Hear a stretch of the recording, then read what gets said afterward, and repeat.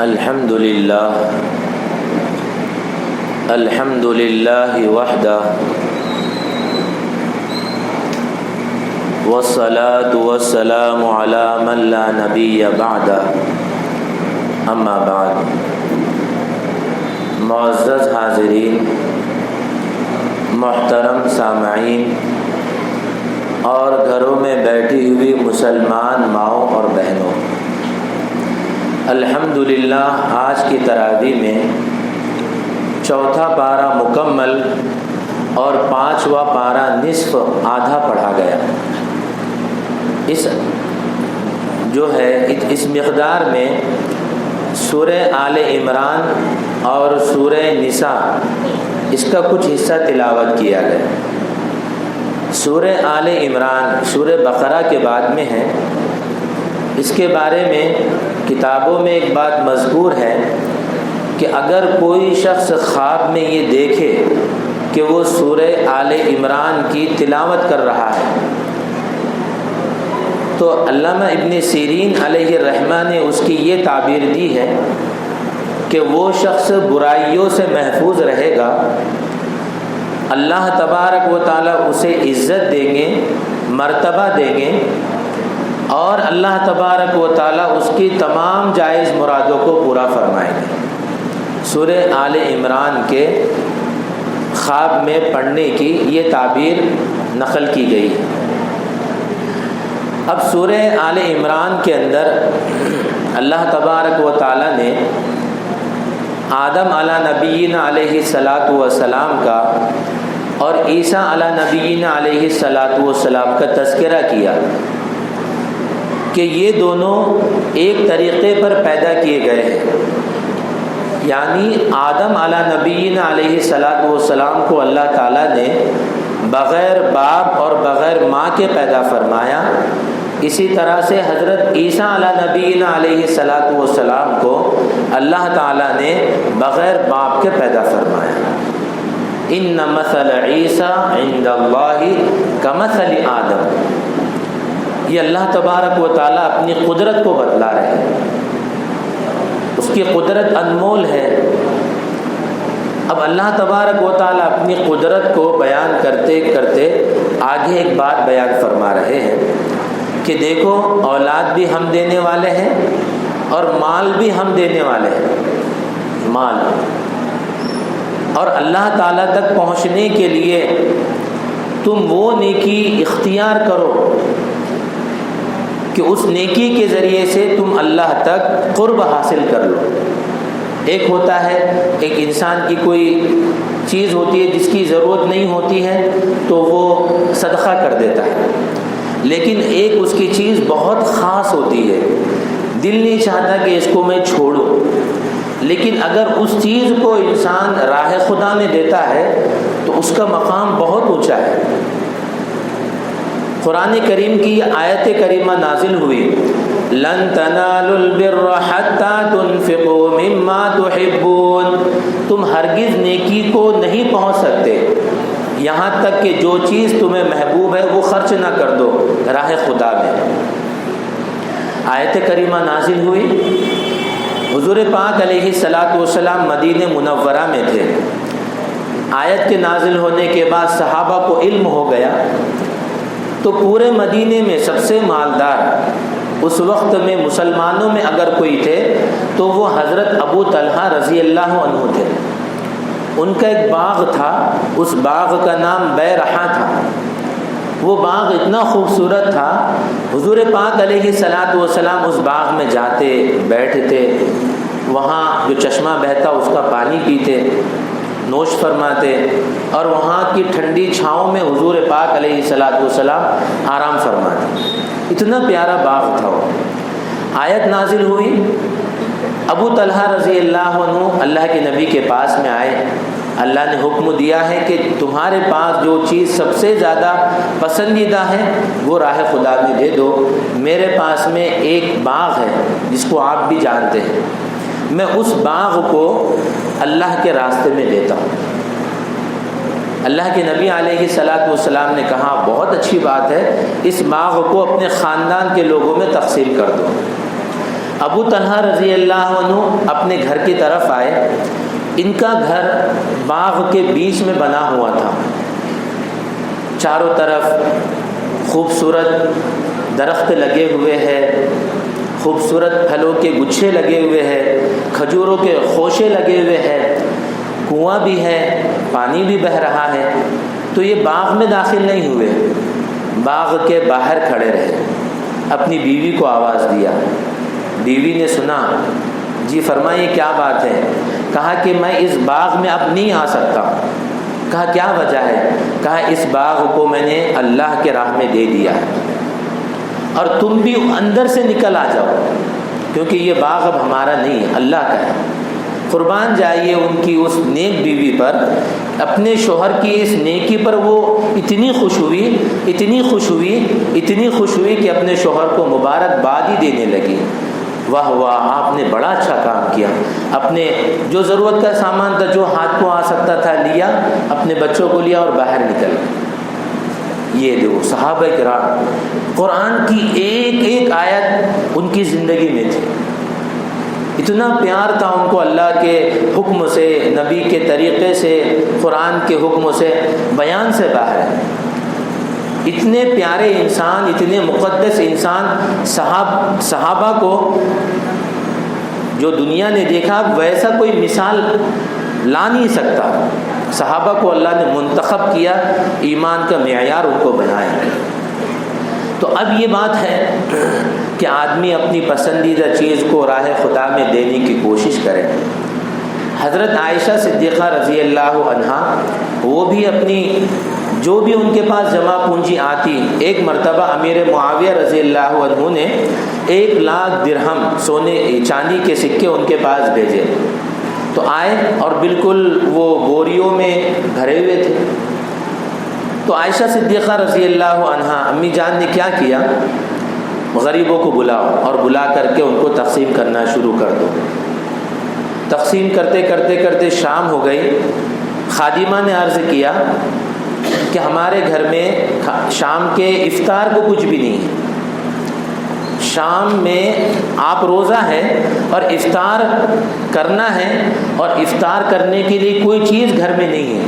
آپ دے دی. کہا پہلے ذکر کرتی تو میں دے دیتی تھی, لیکن اب ختم ہونے کے بعد میں اب کچھ ہو نہیں سکتا. تو اتنا ان کو راہ خدا میں خرچ کرنا محبوب تھا. اب یہ بات تو ہو گئی. اب ہم بھی الحمدللہ چاہتے ہیں کہ اچھی جگہ پر ہمارا محنت کا پیسہ ہے, محنت کی کمائی ہے, اچھی جگہ پر لگے تاکہ اس سے امت کو, لوگوں کو, مخلوق کو فائدہ پہنچے. ہم چاہتے ہیں, لیکن ہم دیکھنا کہ ہم نے مال کہاں لگانا ہے اور کہاں نہیں لگانا ہے. اللہ کے حکموں پر, نبی کے طریقوں پر, دین پر لگانا یہ بہت اچھی بات ہے, لیکن وہاں جہاں گناہ کا معاملہ ہوتا ہو, برائی کا معاملہ ہوتا ہو, وہاں پر اپنا مال نہیں لگانا ہے. اب دیکھیے رمضان کا مہینہ ہے, بہت سارے الحمدللہ ہمارے سامنے کام کاج بھی ہوتے ہیں اور ہم اس کے اندر لگاتے بھی ہیں, لیکن ہمارے سماج میں, ہمارے درمیان میں کچھ لوگ آتے ہیں اور ایک ان کے پاس ویل چیئر ہوتی ہے, ایک چھوٹا سا ان کے پاس ڈبہ ہوتا ہے, وہ خود بخود بجتا ہے. باہر نکلو, دیکھو کتنا محتاج ہے, کتنا لاغر ہے.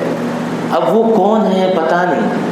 یہ بہت بڑا جو ہے گروہ ہے, یہ بہت بڑا گروپ ہوتا ہے, اور اس میں خالی کرنا کیا ہوتا ہے, اگر زیادہ ایموشنل کرنا ہے تو اپنے ماں باپ کا تو دل نہ دکھا, وہ لگائی جاتی ہے اس میں قوالی.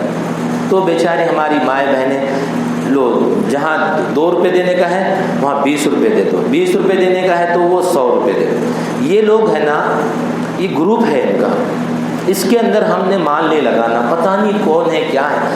اگر کوئی ضرورت مند ہے, ایک مرتبہ دے دیے, ٹھیک ہے. آپ اس کو دیکھیے کہ دن چینج کر دے گا یا پھر جگہ چینج کر دے گا, پھر الگ الگ چاروں طرف وہ گھومتے پھرتے. یہ کاروباری لوگ ہیں, ضرورت مند لوگ نہیں. ان کو دینا گویا گناہ ہے.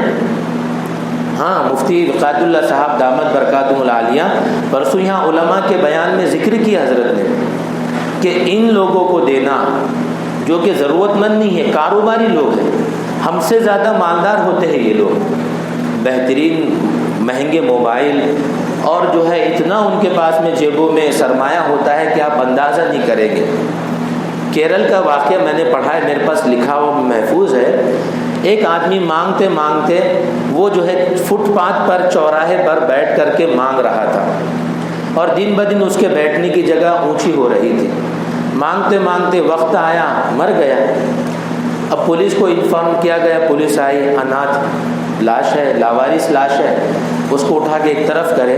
اب اس کا جو سامان تھا وہ اٹھائے تو نیچے پوری کی پوری جو چیزیں تھی وہ کوئی اور نہیں سوائے پیسے کے کچھ بھی نہیں تھا۔ اس کی قیمت کتنی؟ 4,53,33,000 کچھ چلر تھی۔ اتنا سرمایہ اس نے وہاں جمع کیا تھا وہاں بیٹھے بیٹھے۔ بہرحال کہنے کا خلاصہ یہ ہے کہ ہمارے اڑوس پڑوس میں دیکھیے، کوئی بیوہ ہوتی ہے، کوئی مطلقہ ہوتی ہے، کوئی ایسے بھی لوگ ہوتے ہیں جن کے بچے زیادہ ہوتے ہیں مگر کاروبار برابر نہ ہونے کی وجہ سے کفالت نہیں ہوتی ہے، تو ہم کیا کریں؟ ان کے حالات کو ہم دیکھتے ہیں تو ہم وہ پیسوں کو جمع کر کے بند مٹھی ان کے پاس لے جا کے ان کو دے دیں۔ ایسے لوگوں کو تلاش کر کے دینا جو بالکل خوددار ہوتے ہیں، غیرت بہت ہوتی ہے، بتاتے نہیں اپنے گھر کے حالات، لیکن ہم کو سمجھ میں آتا ہے تو ہم کیا کریں؟ اس کا اہتمام کریں۔ قرآن کریم اس بات کو بتاتا ہے، للفقراء الذین احصروا فی سبیل اللہ لا یستطیعون ضربا فی الارض یحسبهم الجاہل اغنیاء من التعفف تعرفهم بسیماهم لا یسألون الناس الحافا۔ ایسے لوگ ہوتے ہیں، آپ اندازہ کر کے ان کو سمجھ جائیے اور بند مٹھی ایک احسان کے تحت ان کو دیجیے کہ آپ میرا یہ مال قبول فرمائیں، یہ میری طرف سے آپ کو ہدیہ ہے، میری طرف سے آپ کو گفٹ ہے، یہ جملے بولنا ہے۔ لیکن ایسے لوگوں کو دینے میں جو ہے ثواب زیادہ ہے، اور اگر رشتہ دار ہو تو ان کو دینے میں زیادہ ثواب ہے، ڈبل ثواب ہے۔ ایک تو رشتہ داری کے نبھانے کا اور دوسرا ضرورت کے پورے کرنے کا۔ تو جب بھی ہم کسی کو عطا کریں نا، احسان نہیں جتانا۔ ہاں، یہ بہت خطرناک چیز ہے، احسان نہیں جتانا۔ کیا تھا اس کے پاس میں نے اس وقت میں اس کا سپورٹ کیا تو آج اس کو یہ حال کو پہنچا۔ یہ ہم نے کیا کیا؟ اپنی نیکی کو جتا دیا، اور ایسا کام جو منہ پر بول دیا جاوے اللہ کو بڑا ناگوار گزرتا ہے۔ بند مٹھی یہ ہاتھ سے اگر ہم دیں تو یہ ہاتھ کو خبر نہ۔ تو اس طرح سے آدمی کیا کرے؟ اپنے پیسوں کو دیکھا کر، سوچ سمجھ کر ضرورت مندوں کو اور قریبی رشتہ داروں کو اور مدارس کو بالکل یہاں پر دیتے رہے، اس کا فائدہ زیادہ ہے۔ اب یہ بات مختصر طور پر آپ کے سامنے ذکر کرنے کے بعد آئیے ہم آتے ہیں قرآن کریم کے 4 پارے کے 3 رکوع پر۔ قرآن کریم کا 3 رکوع، یہ 4 پارے کا 3 رکوع کیا کہتا ہے؟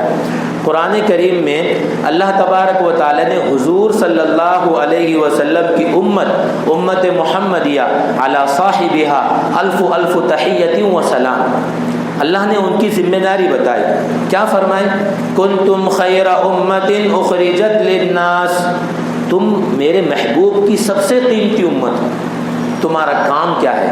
اچھائی کی دعوت دینا، ایمان کی دعوت دینا، خیر کی دعوت دینا، نیکی کی دعوت دینا، اور بری باتوں سے روکو۔ بری باتوں سے روکنا کیا ہے؟ شرک سے روکو، کفر سے روکو، گناہ سے روکو۔ یہ بہت بہترین کام ہے، سارے اعمال کی یہ سردار ہے، امر بالمعروف نہی عن المنکر۔ حضور پاک علیہ الصلوۃ والسلام نے جب کام کو شروع کیا تھا تو مدینے کا ماحول اتنا پیارا بن گیا تھا، اتنا پیارا بن گیا تھا۔ حضور صلی اللہ علیہ وسلم فرماتے ہیں، میں ایک گھر سے گزرتا ہوں تو میں سمجھ جاتا ہوں کہ یہ فلاں قبیلے کے لوگوں کے گھر ہے۔ بناوٹ کی وجہ سے نہیں، سجاوٹ کی وجہ سے نہیں، اس وجہ سے کہ وہ گھر کے اندر سے تلاوت کی آواز آتی، ہر گھر سے۔ وہ جب بھی وہاں سے گزرتے حضور کو ان گھروں سے قرآن کریم کی تلاوت کی آواز آتی تھی، تو حضور ان گھروں کی تعریف کر رہے ہیں۔ ہم اپنے گھر کو دیکھیں کہ میرے گھر میں قرآن کریم کی آواز گونجتی ہے، نعت نبی کی آواز گونجتی ہے، دعاؤں کی تعلیم کی آواز گونجتی ہے، تو ہمارا گھر چاہے جیسا ہو لیکن وہ گھر اتنا پیارا ہوتا ہے، فرشتے آسمان سے دیکھ کر رشک کرتے ہیں۔ اپنے گھروں کو ہم اس طرح سے بنائیں، اللہ کا ذکر ہو، دعاؤں کا وہاں پر اہتمام ہو۔ اب یہ کام حضور پاک علیہ الصلاۃ والسلام نے کیا، صحابہ کرام نے کیا، تابعین نے کیا، تبع تابعین نے کیا، اولیاء کرام نے کیا۔ جو ہے اللہ کے بہت برگزیدہ بزرگ، بہت نیک انسان، محبوب سبحانی، قطب ربانی، ولایت کی نشانی، عامل قرآنی حضرت شیخ عبد القادر جیلانی علیہ الرحمہ ایک جگہ پر گئے، عراق کے علاقے میں گئے، کردستان کا علاقہ تھا۔ وہاں پر جتنے مسلمان تھے انہوں نے دین کو چھوڑ دیا تھا، دوسرا دھرم اپنا لیا تھا، عیسائی بن گئے تھے۔ تو آپ ان کے درمیان گئے، ان کے سرداروں سے بات چیت کی، اور پھر جو ہے آپ کی دعوت کو دیکھ کر، آپ کی کرامتوں کو دیکھ کر وہ لوگ پھر دین اسلام میں داخل ہوئے۔ انبیاء کرام معجزات کے ذریعے لوگوں کو دین کی طرف بلاتے، اولیاء کرام کرامتوں کے ذریعے سے لوگوں کو دین کی طرف بلاتے۔ سلطان الہند حضرت خواجہ معین الدین چشتی علیہ الرحمہ سجستان کے علاقے سے آپ آئے، ہندوستان میں آپ کو اللہ تبارک و تعالیٰ نے حضور صلی اللہ علیہ وسلم کے ذریعے سے آپ کو خواب کے ذریعے بشارت ملی، جاؤ ہندوستان میں کام کرو۔ آپ آئے، اور آنے کے بعد میں ایسا نہیں کہ آپ کا سواگت کیا گیا، ہر جگہ پر آپ کے راستے میں کانٹے بچھائے گئے، روڑے اٹکائے گئے، آپ کو بہت حیران کیا گیا۔ آپ آئے ایک جگہ پر، ایک بہت بڑا مندر بنا ہوا تھا، آپ اس کے قریب بیٹھ گئے تو لوگوں نے آپ کو دیکھا کہ بڑا اچھا انسان ہے، بڑا جو ہے اس کے چہرے پر نور لگتا ہے، اب وہ ان کی زبان میں ایسا لگتا ہے کہ بھگوان کا اوتار ہے۔ ہم کو نہیں بولنا ہے ایسا، لیکن ان کی زبان کے اعتبار سے نہیں بولنا ہے، مجھے بھی ایسا ذکر نہیں کرنا ہے، لیکن ایک سمجھانے کے لیے ان کی بات کو وہ ایسا کہتے ہیں۔ تو آپ کا کھانا پینا سب بند کر دیا گیا، آپ کے جو ساتھی تھے، جماعت کے ساتھی، ان کو بھی روک دیا گیا، پانی لینے سے آپ کو انکار کر دیا گیا، وہیں بیٹھے رہو، کہیں جانا نہیں۔ بیٹھے رہے، بہت دیر ہو گئی، اس کے بعد میں کہا کہ میں تھوڑی دیر کے لیے تمہارے مندر میں جانا چاہتا ہوں۔ کہا کہ اچھے تو آپ لگتے ہیں، لیکن آپ جو اللہ کی طرف بلا رہے ہیں، دین اسلام کی طرف بلا رہے ہیں، یہ ہمیں اچھا نہیں لگتا۔ کہا میں کچھ بھی ایسا نہیں بولوں گا، خالی مجھے وہاں جانے کی اجازت دو۔ آئے حضرت اور اس مندر کے چبوترے پر کھڑے ہو گئے، پورے لوگ آپ کو دیکھ رہے تھے۔ تو آپ نے بسم اللہ الرحمن الرحیم کہا، اور ان کی جو بہت بڑی مورتی تھی اس کو کہا کہ تجھے بھی اللہ نے پیدا کیا ہے، مجھے بھی اللہ نے پیدا کیا ہے،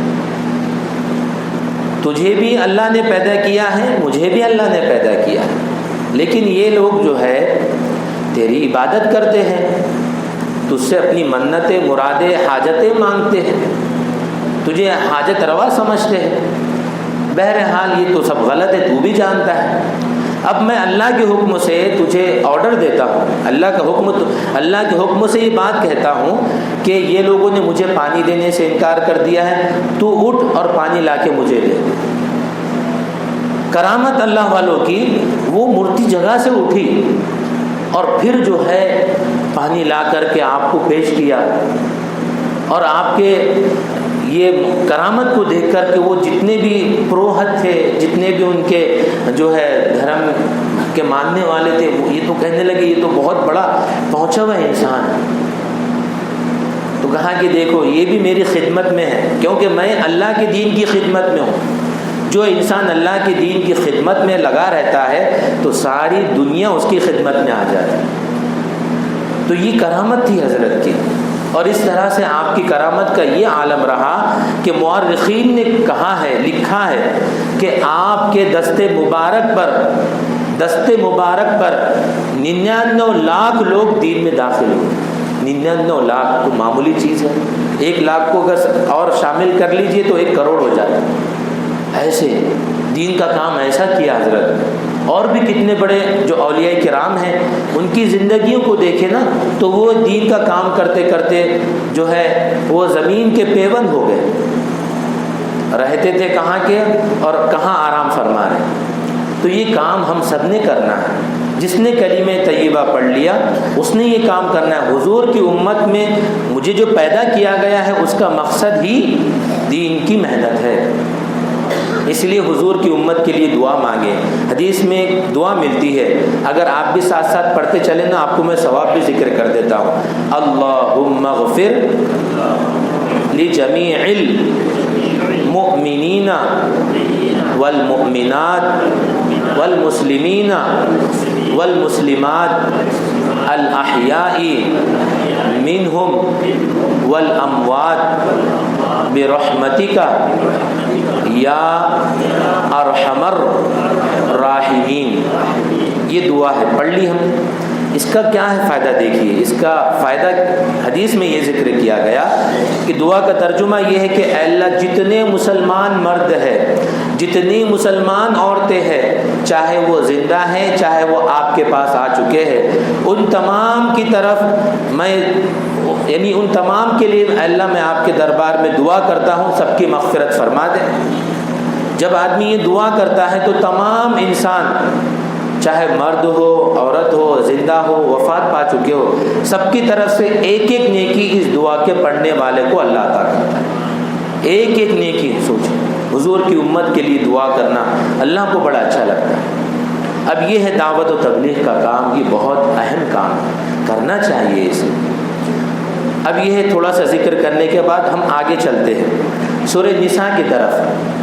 اور بھی درمیان میں بہت سارے اہم واقعات بھی ہیں, اہم ہدایات بھی ہیں, بہت ساری نورانی باتیں اس میں مذکور ہیں, لیکن وقت کا خیال کرتے ہوئے مختصر طور پر چند باتیں ذکر کرنا ہے.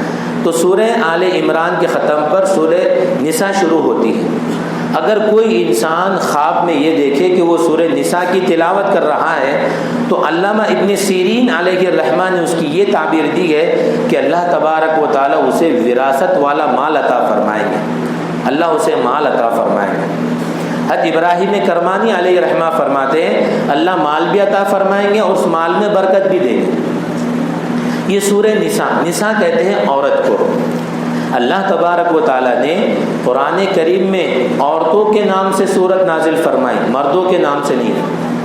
یہ اللہ تبارک و تعالیٰ نے عورتوں کے احترام کو اور ان کے مقام کو بتلانے کے لیے قرآن کریم کی سورت نازل فرمائی. تو اللہ تبارک و تعالیٰ نے کہا عورتیں ہیں ان پر زیادہ رحم کرو, ان پر زیادہ رحم کرو, کیونکہ اسلام آنے سے پہلے عورتوں کی کوئی ویلیو نہیں تھی, کوئی حیثیت ہی نہیں تھی, ان کو انسان بھی شمار نہیں کرتے تھے. آج جاپان ہے, جاپان کی کوئی چیز ہوتی ہے دنیا اس کے سسٹم کو اور اس کے بنے ہوئے آئٹم کو قبول کر لیتی ہے. مگر آج جاپان میں دیکھیے کہ عورت کو دوسرے درجے کی مخلوق مانتے ہیں. عورت کو دوسرے درجے کا, یعنی اس پر جتنا ظلم آپ کرے کوئی حرج نہیں, کوئی حرج نہیں. اگر وہ کیس داخل کرنا چاہے تو اس کا کیس بھی جلدی قبول نہیں کیا جاتا. چائنا ہے, پوری دنیا کو اس نے ہاتھ دھلانے پر مجبور کر دیا تھا. ہاتھ دھو پوری دنیا کو, اتنی دنیا کو اس نے جو ہے نا حیران کر دیا, پوری دنیا کو. مگر آج بھی چائنا کا یہ حال ہے کہ وہاں پر عورت کو انسان ماننا ان کے نزدیک جرم ہے, جرم ہے. بلکہ بیٹی کی شادی ہوتی ہے تو باپ داماد کو کوڑا دیتا ہے, اس کو مار. کہا کیوں؟ میں نے تو بہت مارا. کیوں؟ کہا کہ یہ تمام دنیا کی فساد کی جڑوں میں سے میری بیٹی بھی ایک جڑ ہے, میں نے بھی اس کو مارا, اس کی ماں کو مارا, اب تجھے یہ کوڑا دے رہا ہوں تو بھی اس کو مارا. فرانس کے اندر تو عورت کو کوئی مطلب جو ہے وہ الفاظ کہنے میں بھی میں تھوڑا جھجک رہا ہوں. اس کو مخلوق نہیں مانتے, چڑیل مانتے ہیں, دائن مانتے ہیں, آدھی مانو مانتے ہیں, یعنی آدھا انسان ہے آدھی دوسری مخلوق ہے. یہ دنیا کے اندر الگ الگ سماج نے عورت کو یہ مقام دیا. زمانے جاہلیت میں یہ عالم تھا کہ عورت یعنی شوہر مر جاتا تو بڑے بیٹے کے نکاح میں جہاں دوسرا مال آتا تو ماں بھی اس کے وراثت میں آتی, اس کے استعمال کی چیزوں میں آ جاتی. تو دین اسلام نے آ کر کے بتلایا نہیں, اگر تم کو اللہ نے بیٹی دی ہے تو یہ بیٹی تمہاری عزت ہے، بہن ہے یہ تمہاری ناموس ہے، اگر بیوی ہے تو یہ تمہارا جیون ساتھی ہے، اور اگر ماں ہے تو ماں کے قدموں تلے جنت ہے۔ حضور نے تمام کے مقامات کو ذکر کیا۔ تو حضور پاک علیہ الصلاۃ والسلام فرماتے ہیں کہ ان عورتوں کا خیال رکھا کرو، بلکہ اللہ تعالیٰ نے کہا کہ عورتوں کا خیال رکھو، وعاشروہن بالمعروف، اپنی بیویوں کے ساتھ میں اچھا رہو۔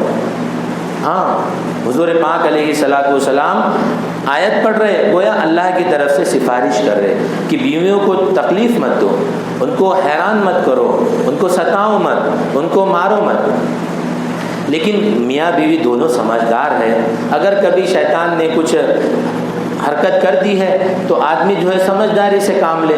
مثال کے طور پر میں آپ کے سامنے ازدواجی زندگی کا چھوٹا سا واقعہ ذکر کرتا ہوں، چھوٹا سا واقعہ۔ ایک آدمی مینیجر تھا، وہ صبح صبح اپنے بریک فاسٹ کے لیے، ناشتے کے لیے گھر والی کو اس نے کہا، تو گھر والی نے ناشتہ بنانا تھا تو ناشتہ برابر بنایا نہیں، ٹفن تیار کرنا تھا ٹفن تیار کیا نہیں، کپڑے پریس کرنا تھا کپڑے پریس کیا نہیں۔ اب شوہر کو غصہ آ گیا، میں جو ہے گدھے کے جیسا کام کر رہا ہوں، تم میرا ذرا بھی خیال نہیں کرتی، تم ہے گدھے۔ بیوی نے بول دی، تم ہے گدھے۔ کتنی خراب بات ہے، نہیں بولنا چاہیے، بول دیا۔ اب شوہر کو آ گیا غصہ، اس نے کہا ٹھیک ہے، اب گھر میں تم دکھی نا، رات میں آنے کے بعد پستول لوں گا، ریوالور لوں گا، ٹھوک دوں گا پکڑ کے، چلے جانا یہاں سے۔ یعنی اتنا سنایا، اتنا اس کو دھمکی دی اور اتنا کچھ اس کو بول دیا کہ وہ جان سے مار دینے کا اس کو جو ہے نا دے دیا، آرڈر بھی دے دیا، بول بھی دیا۔ اب اس نے ماں کو فون لگایا، امی جان تمہارے داماد نے ایسا ایسا بولے، میں جو ہے سب لے کر آ رہی ہوں، سوٹ کیس بچے سب۔ تو ماں نے کیا کہا، اب میں ہمیشہ کے لیے آ جا رہی ہوں۔ تو ماں نے کہا دیکھ، اگر شوہر کو خوش کر کے آتی ہے تو یہ گھر کے اندر تیرا پورا استقبال کیا جائے گا، تیرا پورا سمان کیا جائے گا، تیرا پورا اہتمام کیا جائے گا۔ اگر شوہر کو خوش کر کے آتی ہے تو یہاں پر تیرا پورا خیال رکھا جائے گا، لیکن اگر شوہر کو چھوڑ کے یہاں آنے کا سوچتی ہے تو سمجھ لے کہ تو ہمارے نزدیک مر گئی، میں مر گئی، تیرے باپ مر گئے، تیرے بھائی بہن مر گئے، اگر تو ہمارے گھر میں پھر بھی آئیں گی تو دھکے مار کے تجھے نکال دیں گے، وہیں رہے۔ ماں نے جو سنایا اس کو تو اس کی جو ہے نا سٹی پٹی گم ہو گئی۔ ارے میں تو وہاں پہ بہت بھروسہ کرتی تھی، ماں نے اتنا سنا دیا، اور 1 گھنٹہ رونا شروع کیا۔ روتے روتے پھر تھوڑی عقل آئی، پھر بیوی نے کیا کیا کہ ہاں میں نے بھی زیادتی کی، میرا شوہر بیچارہ مینیجر ہے، اتنا سب کچھ وہ کرتا ہے، اب میں خالی اگر اس کو بریک فاسٹ بنا کے دے دیتی، کپڑے پریس کر دیتی، تھوڑا سا اور ٹفن وغیرہ تیار کرتی تو کیا جاتا، میں اسی کام کے لیے ہوں گھر۔ بہرحال اس نے کیا کیا، گھر کے اندر صفائی کی، اور جو ہے اپنے شوہر کے آنے سے پہلے گھر کو اچھا ڈیکوریٹ کیا، شوہر کی پسند کا کھانا بھی بنایا۔ بیوی کو معلوم ہونا شوہر کا پسند کا کون سا کھانا ہے، ورنہ معلوم ہی نہیں رہتا، بیچارہ شوہر ناراض ہے، آ رہا ہے، کھلا رہے اس کو تحریک، کوئی الگ سی چیز بھی بنانا موقع محل سے۔ تو بہرحال اس نے اچھی اس کی پسندیدہ ڈش بنائی اور اس کی پسندیدہ ڈریس پہنی کہ میرے شوہر کو کون سے ڈریس میں اچھی لگتی ہوں، تو اس نے وہ ڈریس بھی پہنا۔ ورنہ عام طور پر ہماری مسلمان جو ہے عورتوں کا یہ حال ہے، گھر میں تو بالکل سر جھاڑ منہ پہاڑ رہتا ہے، لیکن فنکشن میں جانے کے لیے او ہو پورے کے پورے میک اپ کے سامان نکل جاتے ہیں۔ شوہر بولتا ہے یہ میں نے لا کے دیا نا، ہاں تم نے لا کے دیے، ارے بھائی کبھی ہمارے لیے تو، ارے بھائی وہ اب بھائی تو نہیں بول سکتے، اب وہ بولنے کے لیے اگر جو ہے ہم وہاں جائیں گے، ایسا اجاڑ صورت جائیں گے، تمہارا نام خراب ہوگا نا۔ دیکھو بہت خطرناک لاجک آتی ہے اللہ کی بندیوں پر، بس تو وہ جو ہے ان کا معاملہ ہونا چاہیے کہ اپنے شوہر کے لیے اچھا ڈریسنگ وغیرہ کرے۔